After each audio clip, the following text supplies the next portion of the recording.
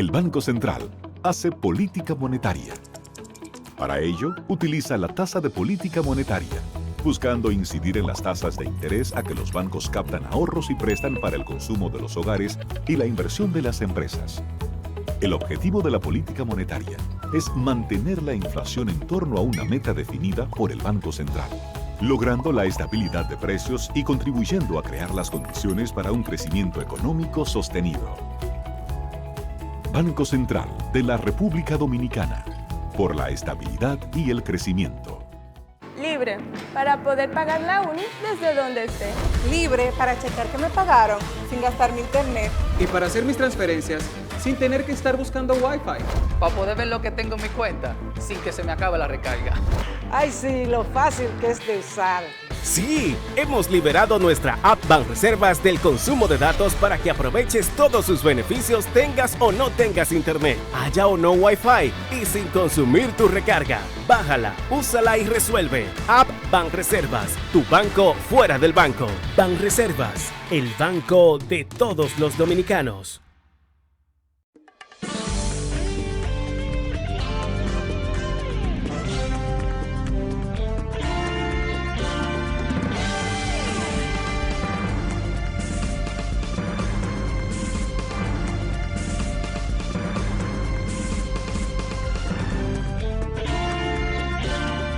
Muy buenas tardes, amables televidentes. Bienvenido a su cita diaria crepuscular y nocturna en Teleimpacto, que es al final de la tarde, despidiendo el sol y comenzando la noche. Ponga su caridad en buenas manos.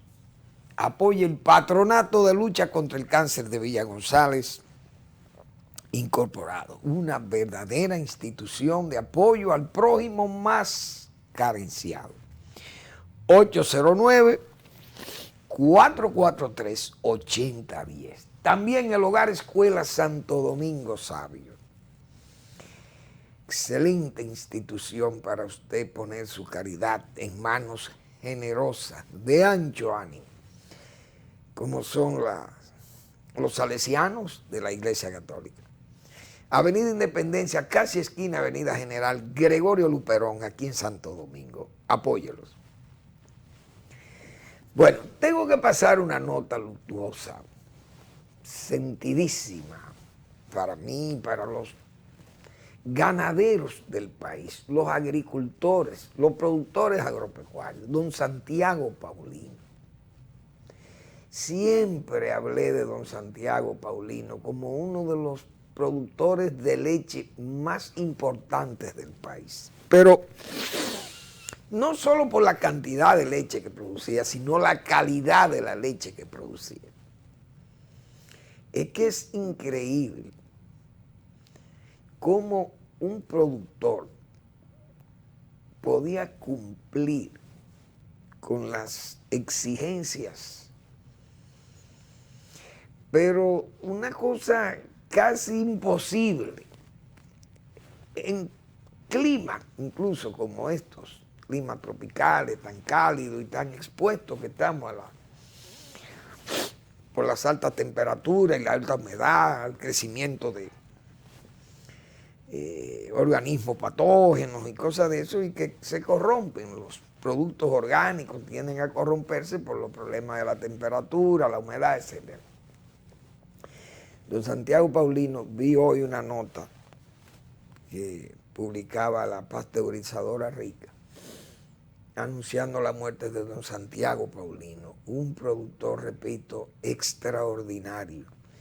50 partes por millón, el mínimo, permitido para una leche clase A. Siempre se distinguió don Santiago Paulino por enviar una leche de calidad incuestionable, de calidad internacional, con los patrones internacionales.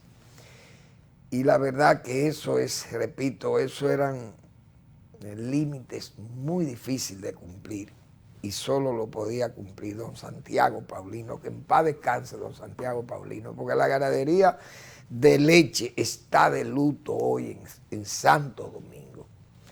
Y lo pueden evidenciar los grandes productores de leche, los que están en el negocio, que son muchos productores de buena calidad, muchas fincas buenas que hay también en el país. Pero yo sé que la pasteurizadora, creo que Rica él era prácticamente un asociado de Rica ahí, porque fue muy fiel como productor y como cliente de ellos. Entonces, la verdad que el país pierde una excelente personalidad productiva del país. Esa es la verdad. Paz a los restos de don Santiago Paulino. Señor, pero en Nicaragua se acabaron los hombres guapos, sería, señor.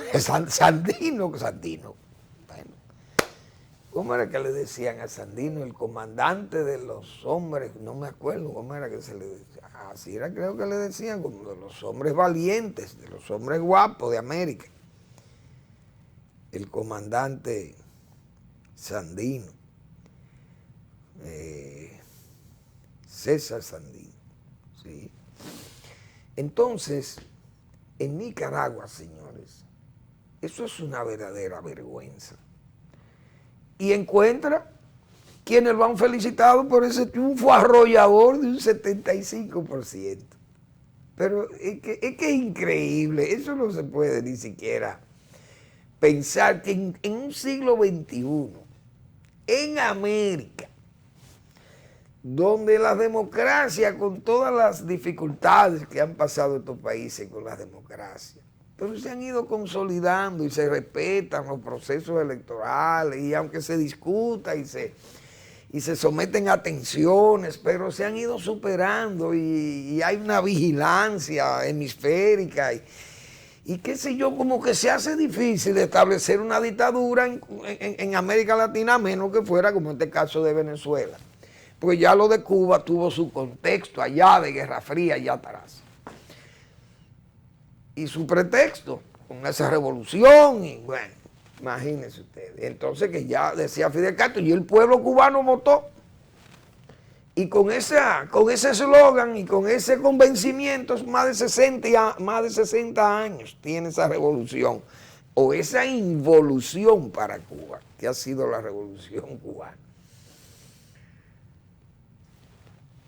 En una dictadura odiosa, gastada, improductiva, quebradora no solamente de la libertad, sino del conocimiento, y quebradora de la riqueza nacional de Cuba, que ha sido una vergüenza ver a una Cuba misérrima, viviendo de la dádiva y de las ayudas que le llevan, como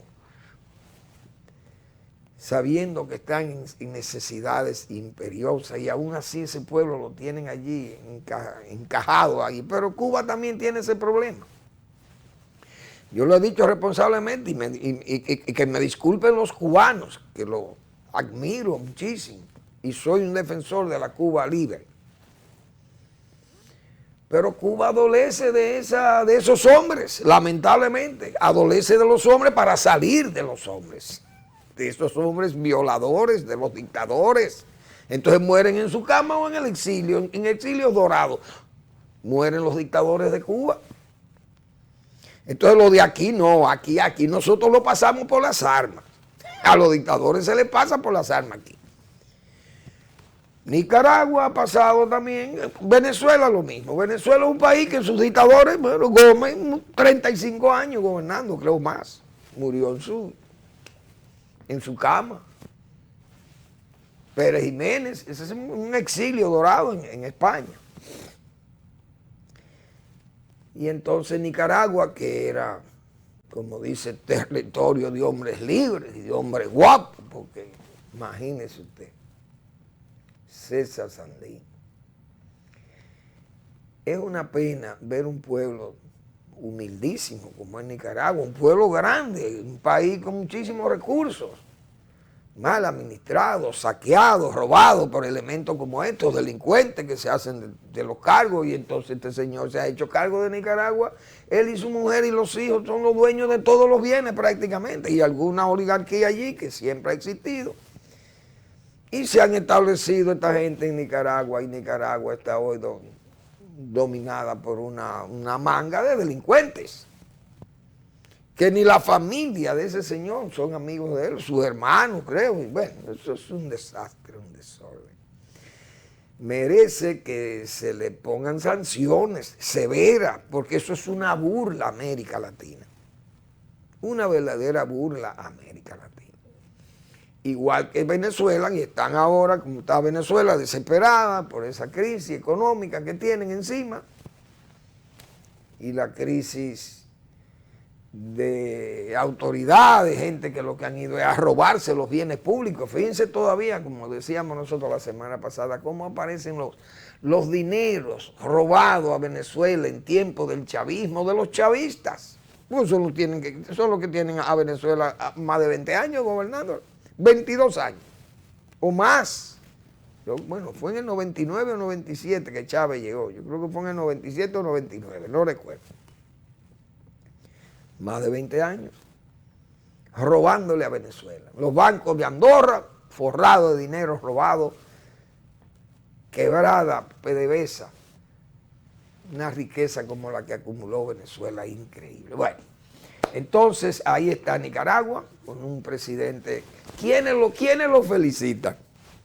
Otra vergüenza. China, Rusia, Cuba, el de Bolivia, ese es otro país también que anda al borde de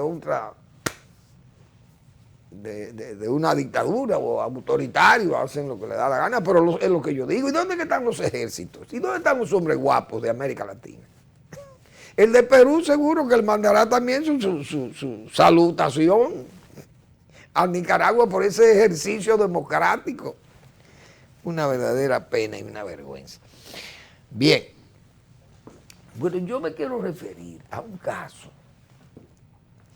que me han expuesto y que yo entiendo justo el reclamo de un escritor, José Pimentel Muñoz. Es un escritor, periodista y escritor. Hombre forjador de cultura y diríamos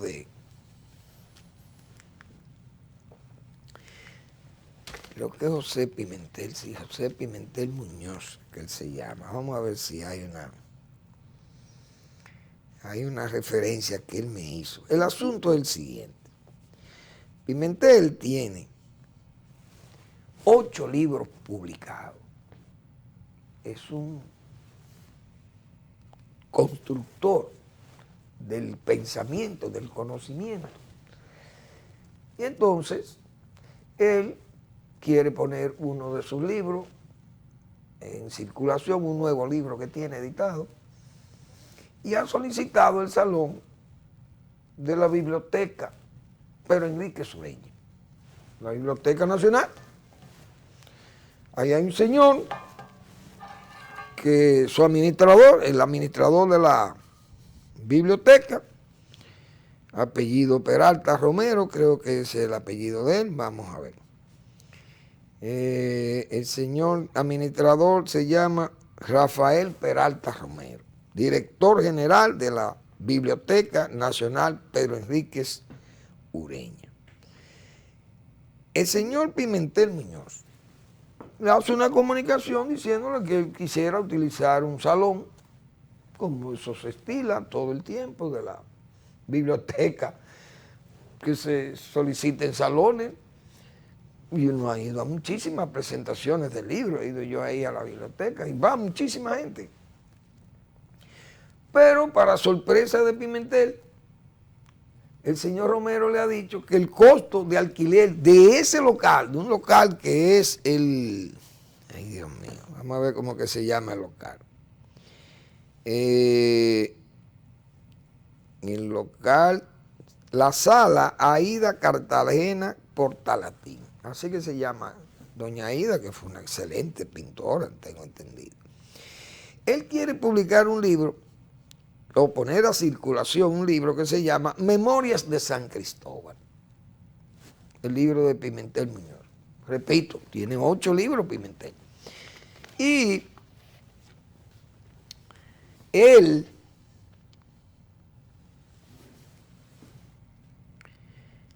recibió una comunicación del señor Peralta, donde el señor Peralta le dice: el uso de nuestros salones conlleva un aporte del usuario, que en este caso sería de 25,000 pesos. Me complace informarles que he dispuesto la concesión de un descuento para que solo aporte 10,000 pesos. Es decir, señores, ustedes saben lo que para un escritor como Pimentel Muñoz, de escasos recursos, que es un hombre, diríamos, que pone en ejercicio con una laboriosidad extensa de él, porque hay que ver lo que es escribir, eso no es fácil. Es más, escribir eso es lo más prosérico, yo diría, lo más prosérico es el pensamiento humano. Ese es el sumum, lo máximo de la proseridad, es el pensamiento mismo, el pensamiento humano. Porque el hombre o la mujer que piensa y que escribe lo que piensa y lo hace en el libro, lo hace materia, como dice, de estudio, de conocimiento. Y que a usted le pongan una traba, un constructor de cultura, porque la misma biblioteca, la Biblioteca Nacional debe ser no es que debe ser, es un propulsor de cultura, un cultor, un constructor de la cultura. Y el libro es, señores, el libro, yo creo que de Balaguer esa expresión, el libro es la lengua de la historia. Por tanto, una biblioteca, imagínense donde están los libros del mundo, qué sé yo, y que un salón le quieran cobrar a un pobre escritor, porque uno sabe que los escritores, los intelectuales, prácticamente viven de mecenas, todavía viven de mecenas, muchos, o la gran mayoría. ¿Cómo ha sido la historia del arte y de la literatura y todo? Esa gente, los grandes artistas de la humanidad, de la historia de la humanidad, han sido todos protegidos de mecenas, los impresionistas, los retratistas, todos los cubistas, qué sé yo, todos esos movimientos de arte y todos esos movimientos pictóricos, escultóricos, poéticos, literatos, lo que escriben, escritores, qué sé yo. Todos han sido mecenas que tienen que ayudarlo, porque explíquenme ustedes. Claro, hay muchísimos escritores que han tenido éxitos editoriales, alcanzan premios Nobel. Usted, por ejemplo, un Vargas Llosa, un Gabriel García Márquez, esos escritores han ganado dinero. Bueno, Cortázar en su tiempo, no sé si llegó a ser, pero imagínense ustedes, por ejemplo, por tratar de latinoamericanos o iberoamericanos, porque también Camilo José Cela, Octavio Paz, qué sé yo, una cantidad enorme de escritores. Asturias, Miguel Ángel Asturias, fue premio Nobel de Literatura también. El mismo Galeano, Eduardo Galeano, y qué sé yo, una playa de escritores que han ganado fama y bueno, y han ganado dinero. Pero Kafka probablemente murió pobre, el hombre de la metamorfosis. Qué sé yo, Gorky y esos escritores rusos. Entonces, yo creo que eso es algo inconcebible e incomprensible, que la Biblioteca Nacional le cobre 25,000 pesos a un escritor pobre para poner en circulación un libro como este, Memorias de San Cristóbal. Señores, pero eso es una barbaridad. Eso es una barbaridad. Entonces, como una concesión, es decir, como como ¿cómo diríamos? Diríamos, ay Dios, este mecenas, mira, te vamos a rebajar 15,000 pesos, te lo vamos a dejar en 10,000, pero y ese infeliz va a vender 10,000 pesos ahí de libro. Entonces va a tener que vender los libros y entregárselos a la biblioteca, pero mejor tengan ustedes y véndanlo. Eso no está bien. Rafael Peralta Romero, o la política que tenga esa institución, repito, de constructor de cultura, eso tiene que ser modificado. Eso no se puede tolerar. Eso no puede ser, mejor dicho. Porque eso es una barbaridad. Está bien que tienen costos. Esas instituciones pero tienen presupuesto. Y entonces, eso no debe ser. Me parece una exageración cobrar esa cantidad de dinero para poner en circulación un libro óigame, resaltar las cosas buenas de una provincia como San Cristóbal, una de las provincias viejas del país y que ha hecho tantos aportes a la nación y que, bueno, una pena. Lamentablemente eso tiene que ser corregido, repito. Bueno, el ejército de la República Dominicana, es una vergüenza que se diga eso que está pasando en la frontera ahora mismo. Cuando nosotros estamos llenos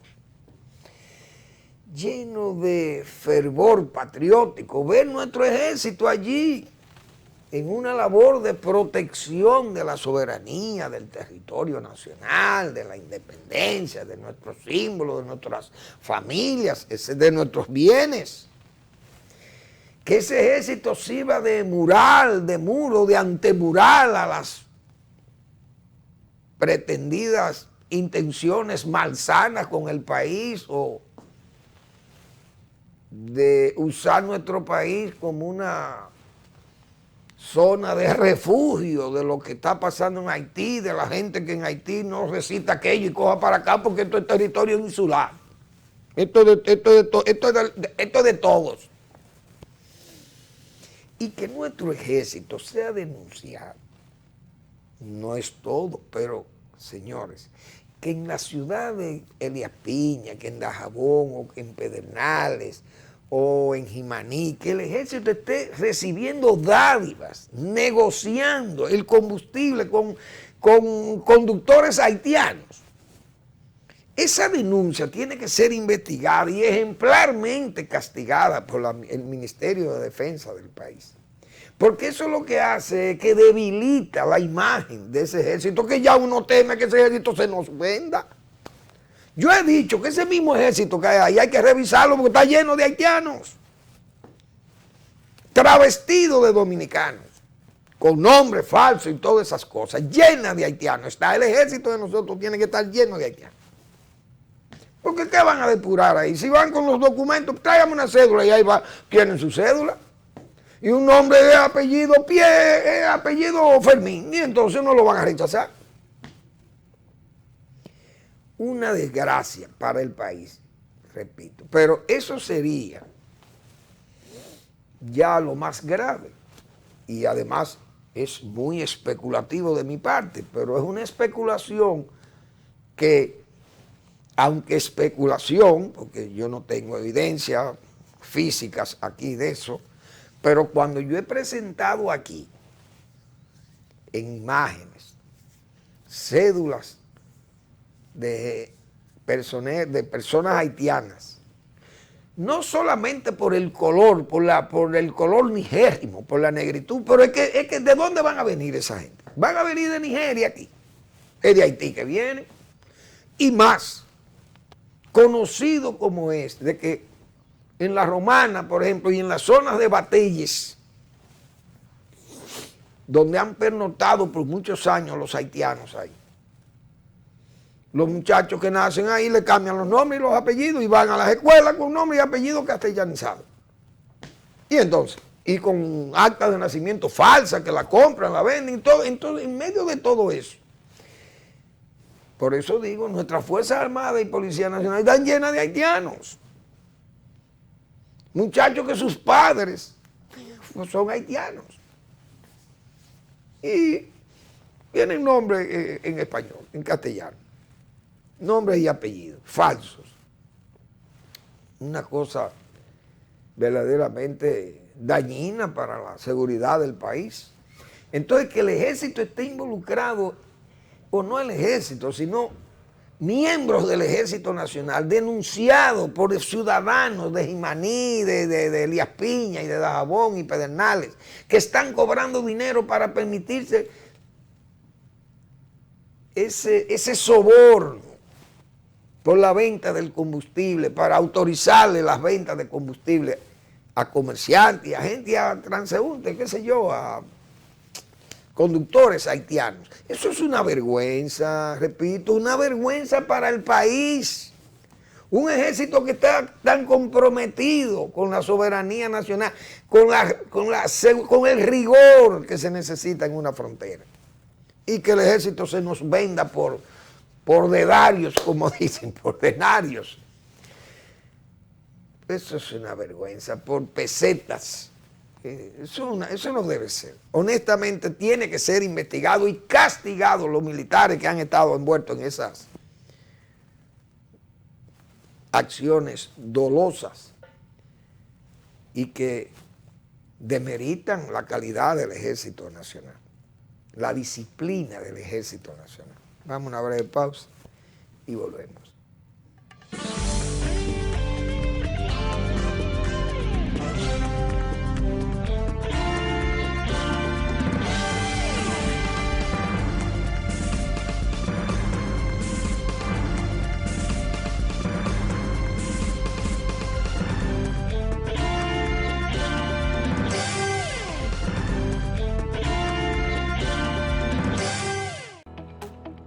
El Banco Central hace política monetaria.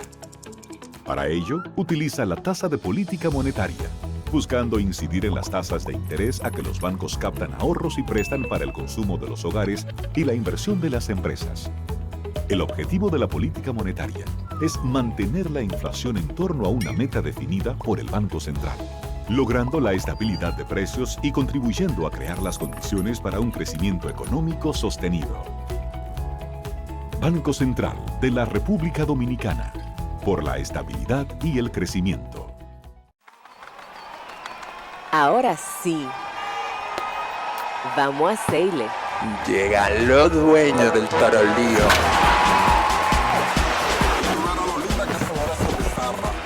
Porque aquí se ruge. Y vamos trotando hacia la cima. Pero en un elefante el país se convierte en un play. Banreservas activó la pelota y vuelve más fuerte que ayer. Por los 411 que la bota, por los 411 que la bota. Banreservas activó la pelota. Banreservas, patrocinador oficial de la temporada invernal de béisbol 2021-2022. Banreservas, el banco de todos los dominicanos.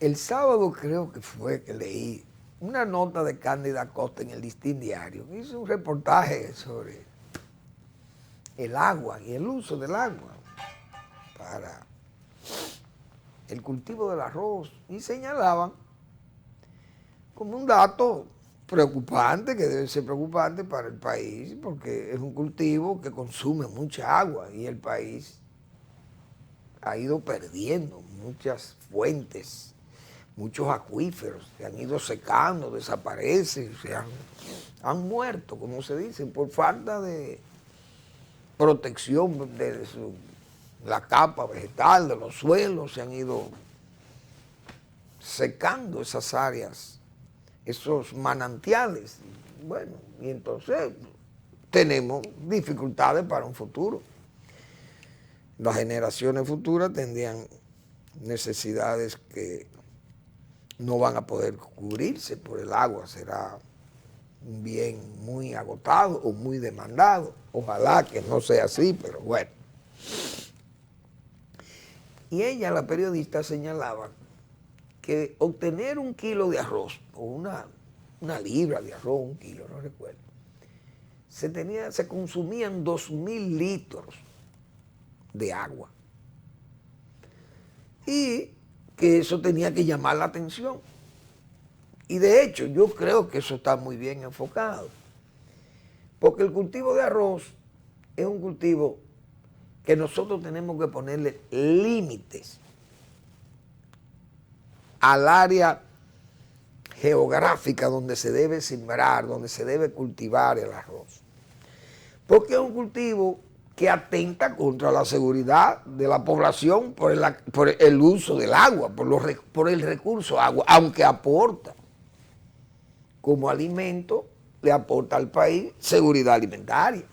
Entonces tenemos que sopesar si el agua o la seguridad alimentaria, pero la seguridad alimentaria no puede ser justificada sobre la base de, bueno, hay que producir comida, pero hay que producir comida por encima de todas las posibilidades para las futuras generaciones y para incluso las actuales. O sea, hay que sopesar esas cosas porque el arroz es un cultivo que nosotros, los agrónomos, sabemos que hay que zonificarlo y que con este asunto del Acuerdo de Libre Comercio, ese cultivo va a sufrir muchas transformaciones en su producción. Productores que tienen agua bombeada, es decir, que tienen que usar motores diésel o eléctricos para llevar el agua a la parcela, tienen que desaparecer. No van a poder ser competitivos con un arroz americano que le va a hacer mucha competencia, sin aranceles. Segundo, el que no tenga rendimientos adecuados también tendrá que salir, o el que no pueda pagar el agua que se le va a cobrar por el uso, más caro probablemente mañana que hoy, entonces tendrá también que salir del mercado. Y ese es un cultivo que hay que llevarlo a zonas específicas donde el agua no sea tan limitante. Por ejemplo, San Juan de la Maguana es una zona que no puede seguir el arroz en San Juan de la Maguana, y que me disculpen los arroceros de San Juan, porque tiene limitaciones de agua, un valle grande, puede ser mejor aprovechado en otros sitios, y ese arroz llevado a zonas, por ejemplo, el Gran Estero debe ser la zona arrocera nuestra del país.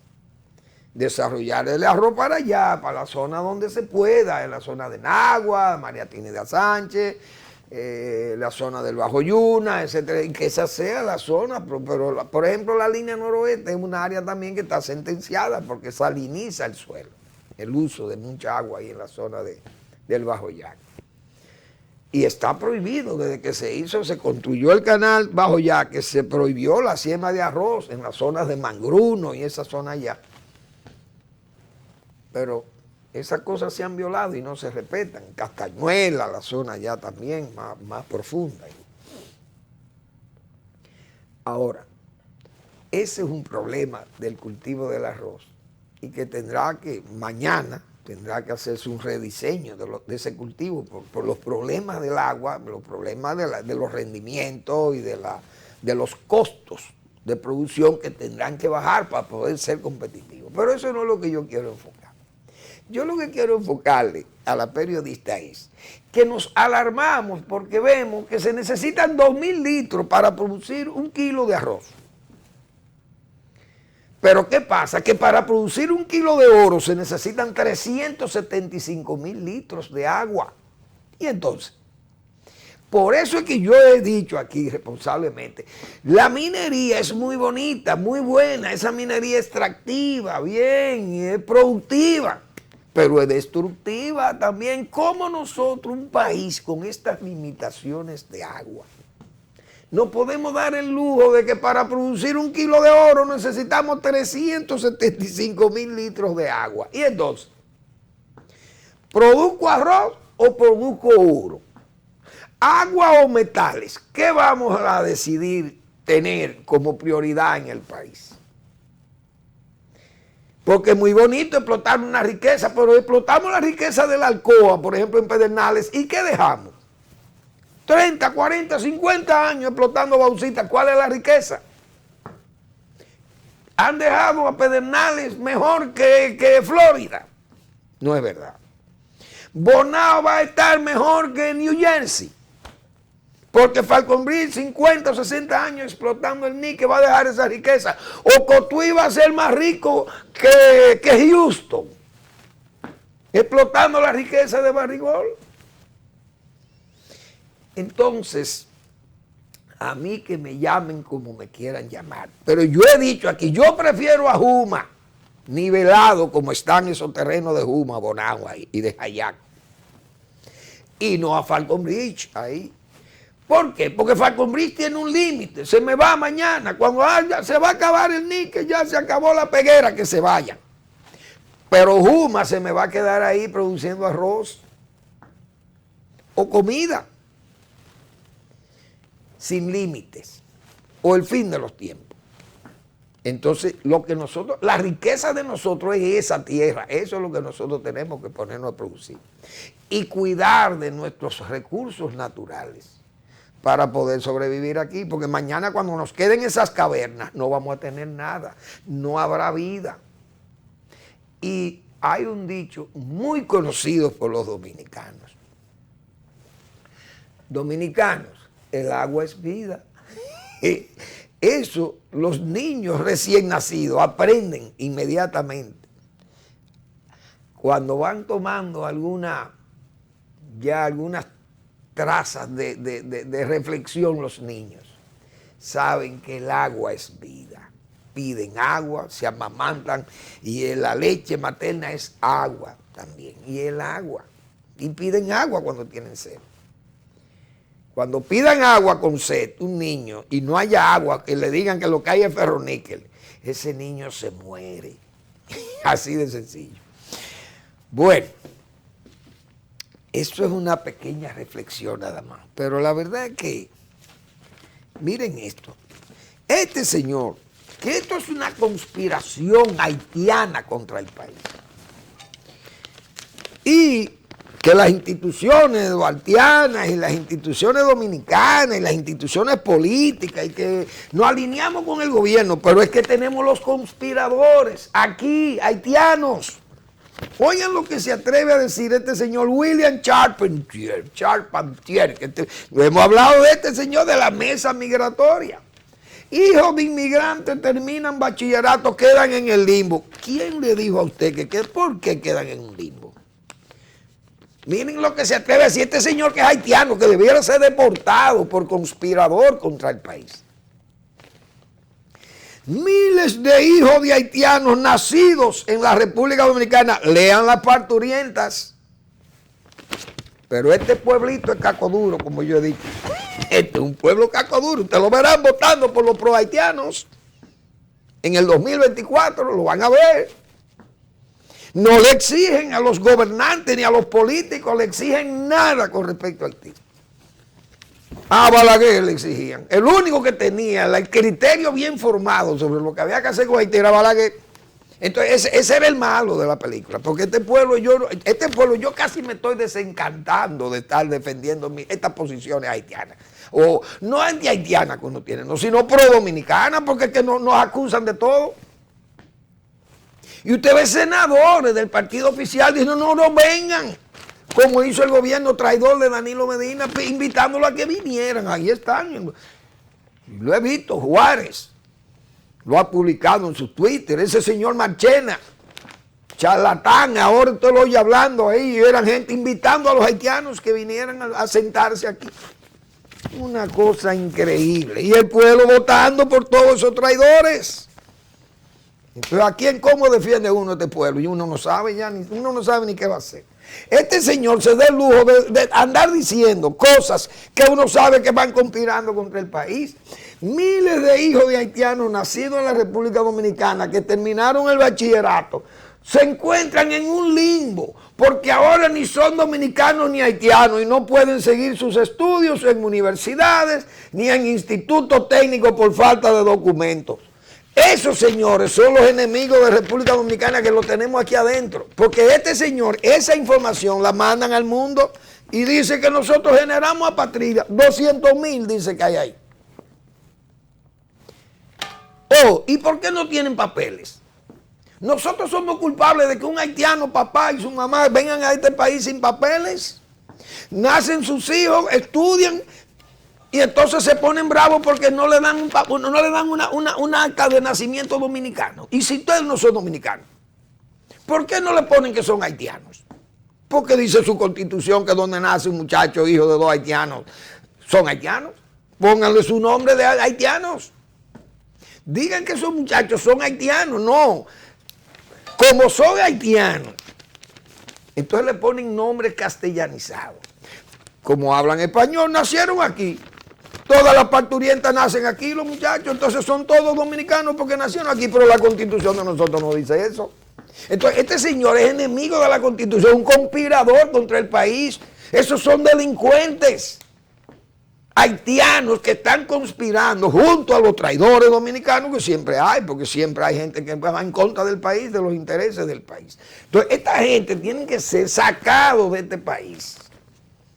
Ese señor no es dominicano, porque una persona que actúa así, sabiendo que la Constitución de nosotros no dice eso y que incluso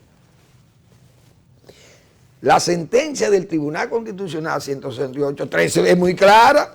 Entonces me va a venir este señor a querer todavía justificar aquí que todos muchachos nacidos de haitianos ilegales son dominicanos, porque tienen 20 años aquí. Como dice él, esos son gente que tienen 20 años en este país. ¿Y cómo le decimos que se vayan para Haití? No, nosotros tenemos que sacarlo de aquí y mandarlo a Haití, porque ese ha sido el problema de los gobernantes nacionales. ¿Cuál ha sido el problema? Que Haití tiene muchos problemas y no se le puede repatriar. No, yo lo he dicho responsablemente. Don Luis Abinader podrá estar lo mejor bien intencionado por el país, pero hasta que no me repatrie gente de Mata Mosquito, Manuel Fermín, no cree en la política antihaitiana del gobierno o no antihaitiana. En la política de protección del país que tiene el gobierno, yo no creo en ella. Lo digo responsablemente, hasta que no se repatrie en este país, yo no creo en la política. ¿Por qué? Porque la política del gobierno actual es la del igualita de todos los demás. Señores, si hay un problema en Haití, el gobierno traidor de Danilo Medina mandaba a los soldados también a la frontera, y Leonel Fernández mandaba a los soldados a la frontera. Siempre han mandado los soldados a la frontera, y Juan Bosch mandó a los soldados a la frontera, no solamente a los soldados, todo el armamento militar lo mandó allí para atacar a Haití. Pero eso no es ahí, ese no es el problema, que yo diga que tengo un muro humano en la frontera, no es verdad, no es solamente eso. Es que si usted no me repatria de aquí, si usted no me saca a la gente de Mata Mosquito, porque en Haití no se puede desestabilizar Haití, pero ¿cuándo es que Haití se va a estabilizar? Nunca ha estado estable. Después de la muerte de Duvalier, ese país no ha estado estable nunca, o de la salida del hijo, que todavía tenían control del país. Y entonces, es decir, desde el año 86 tenemos 35 años esperando que Haití se estabilice para repatriar haitianos. Y entonces, miren cómo sale este conspirador contra el país. Todo el que tiene 20 y 25 años aquí es dominicano, porque ya están aquí, no se puede mandar a Haití porque esa persona no tiene a nadie allá. ¿Y quién le ha dicho a él que nosotros tenemos que aceptar a un personal dominicano siendo haitiano? Pero el pueblo dominicano, repito, que no quiere hacer nada contra estos conspiradores, y lo he dicho responsablemente. Entonces, ¿qué es lo que vamos a hacer? Lo que andamos voceando en estos medios. Yo casi estoy renunciando a esta vehemencia con la que uno quiere defender este país, pues no vale la pena. Increíble. Votamos, el día de las elecciones vamos y votamos por lo que nos clavan los puñales. Vamos a la pausa.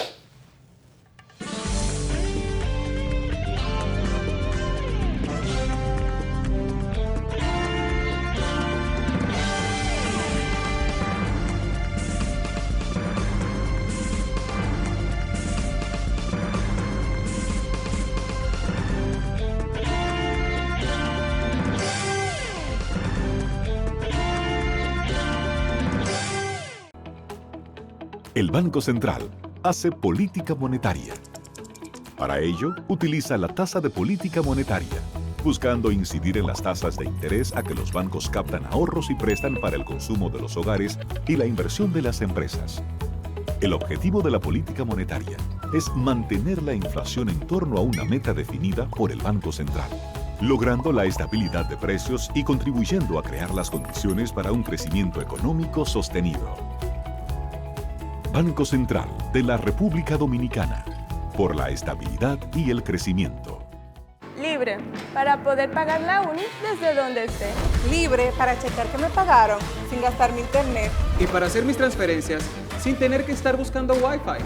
Para poder ver lo que tengo en mi cuenta sin que se me acabe la recarga. Ay, sí, lo fácil que es de usar. Sí, hemos liberado nuestra app Banreservas del consumo de datos para que aproveches todos sus beneficios tengas o no tengas internet, haya o no Wi-Fi y sin consumir tu recarga. Bájala, úsala y resuelve. App Banreservas, tu banco fuera del banco. Banreservas, el banco de todos los dominicanos.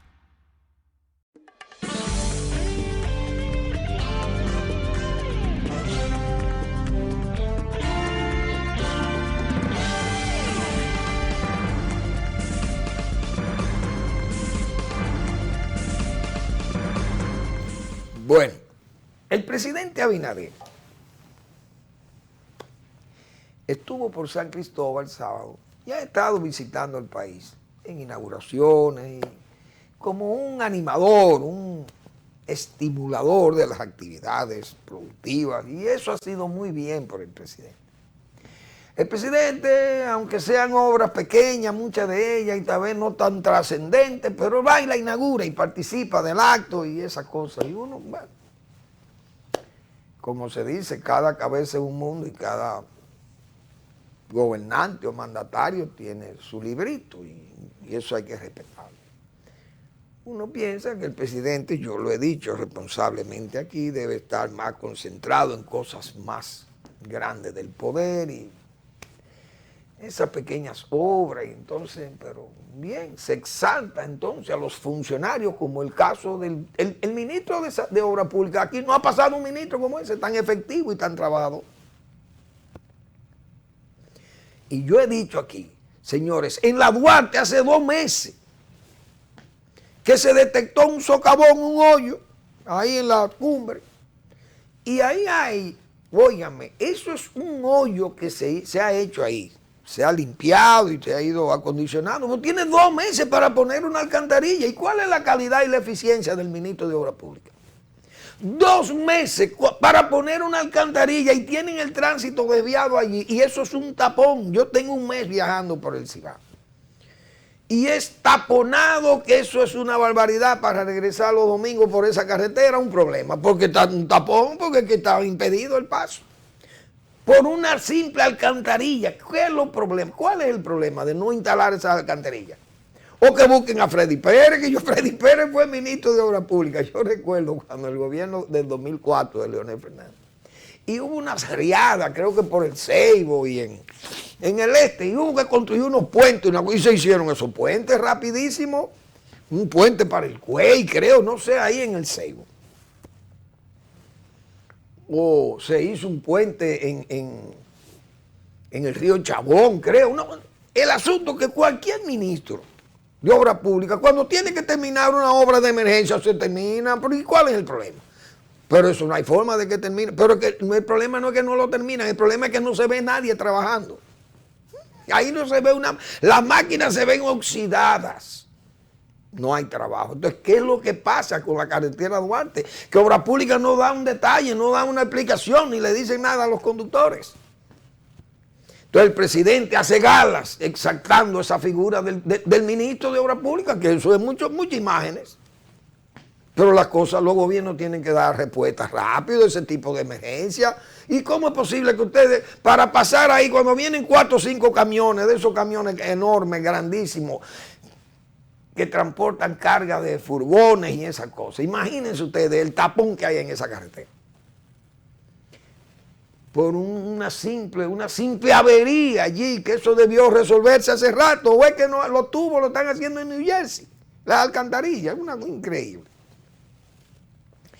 Pero el presidente, nosotros hemos estado señalándole al presidente, preocupado, porque el presidente, repito, que tiene un ánimo extraordinario. Y yo puedo decir que en el gobierno hay como dos corrientes, el abinaderismo por un lado, que es él que lo representa, un hombre que diríamos comprometido con la promoción, con el desarrollo, saldar una deuda que tiene con el pueblo dominicano, esa exigencia contra la corrupción masiva y corrosiva del Estado, como pasó incrementada en el gobierno anterior, y que el país y el presidente le dio respuesta mediante la independencia de la Procuraduría General de la República. Entonces, hay otra corriente que son esos grupos de partidos, de PRMistas y gente que le exigen y que, bueno, violan y van y fíjense cómo anda ese correo. Y las demás instituciones, muchísimas instituciones del Estado que no se sabe qué pasó en la gestión anterior. Yo dije en el correo, investiguen la gestión anterior porque ahí ese problema viene desde atrás. Bueno, pues se investigó la parte del último administrador, pero al que él sustituyó es que es el primero que hay que investigar, porque ese correo era un feudo, igual que la CAS, igual que INAPA y otras instituciones que se convirtieron en verdaderos feudos. Nadie ha dicho nada, todo lo que encontraron ahí estaba bien. Claro, porque miren por qué era que estaba bien. Porque la continuidad del Estado así, continuando que lo mal hecho, es continuidad del Estado, y tapar las cosas mal hechas también es continuidad del Estado, de lo que ha estado ahí sucediendo en muchas instituciones públicas donde no sabemos qué pasó, porque los incumbentes probablemente dijeron esto es la continuidad del Estado, o sea, seguir volado con esos problemas que se han detectado ahí en el correo. Pero así es que hemos estado. Entonces el presidente, independientemente de eso, sigue ofreciendo. Pero es que ¿cómo que el presidente va a seguir ofreciendo tantas obras? El editorial del periódico El Nacional de hoy, yo voy a leer una parte. El Despertar, dice así, signo de interrogación, desde la inauguración del Expo Cibao a finales de septiembre, cuando anunció obra en Santiago por 42 mil millones de pesos, el presidente Abinader literalmente no ha parado de anunciar proyectos de infraestructura en todo el territorio nacional, lo que avisora un 2022 muy activo en construcciones oficiales. El mandatario continuó el fin de semana con su ofrecimiento con la promesa de obra en San Cristóbal por más de 2 mil millones de pesos y a partir del 2023 una ciudad sanitaria, el cementerio municipal, una planta eléctrica y un nuevo edificio de aulas para la UAS. En Jaina y Villa Altagracia anunció la ampliación del acueducto múltiple, el carril La Pared, Piedra Blanca y Tabo, una inversión de 138 millones, así como la construcción de una nueva toma de agua en el río Jaina por un monto de 246.9. El presidente anunció en Higüey la construcción de un centro de traumatológico en ese municipio y otros dos en Azua y Santiago Rodríguez. Además, informó el inicio de los trabajos de construcción de una vía de circunvalación en la otra banda por un valor de 850 millones. Programa de construcción de obras sería como el despertar de la inversión pública, que en el primer semestre apenas alcanzó los 10 mil millones de pesos. Es decir, aunque en algunos casos, como la inversión de 42 mil millones de pesos para Santiago, corresponde a lo que resta del actual gobierno, como las vías de circunvalación, la presa de Montegrande, una cantidad apreciable de construcciones estarían consignadas por el presupuesto general del Estado. Señores, yo he dicho lo siguiente, el presidente Abinader en el 2022 o en el 2023, la oposición le va a sacar eso, que no va a poder cumplir con todas esas cosas, que el presidente no siga ofreciendo, porque no va a poder cumplir, o pensará que va a gobernar 12 años. 4 años para ofrecer, 4 para cumplir y 4 más para terminar de cumplir. Eso no va a ser posible, presidente. No siga comprometiéndose. No es que sigan comprometiendo el presupuesto, porque uno sabe que el dinero no va a alcanzar para tantas cosas. Es la palabra del presidente, la majestad, la grandeza de ser presidente y la grandeza de administrar los fondos públicos. Pero que haya la posibilidad de que no se frustren las personas, los pueblos, las comunidades, que se le estén ofreciendo estas cosas y después no se le pueda cumplir. ¿Por qué? Porque entonces van a venir las protestas, van a venir muchísimos disgustos, frustraciones, todo un ejército de miserias, de codicias, de todas estas cosas como hemos visto, y va a venir una especie de explosión social, qué sé yo. ¿Dónde pueden terminar las cosas? Cuando esos pueblos se vean que no se le pueda cumplir con todos los requerimientos o todas las ofertas, las promesas que se le han hecho. Entonces el presidente, yo sé que va a tener, la oposición le va a sacar esa retaíla de cosas. Porque aunque dice el Nacional que es el despertar, es decir, la inversión pública que hace falta, pero ¿dónde están los recursos para hacer todas tantas cosas? Y además sin un orden de prioridades. Ciudades sanitarias, o es con más préstamos. Vamos a tener los recursos, vamos a tener la capacidad de accesar a más préstamos en forma tan alegre o fácil. Yo pienso que el presidente no debe arriesgar su calidad, su majestad, no la debe arriesgar con unas promesas que no pueda mañana poder cumplir, que no pueda cumplir, perdón. Gracias por su atención, nos vemos mañana en otra entrega de Al Final de la Tarde, despidiendo el sol y comenzando la noche.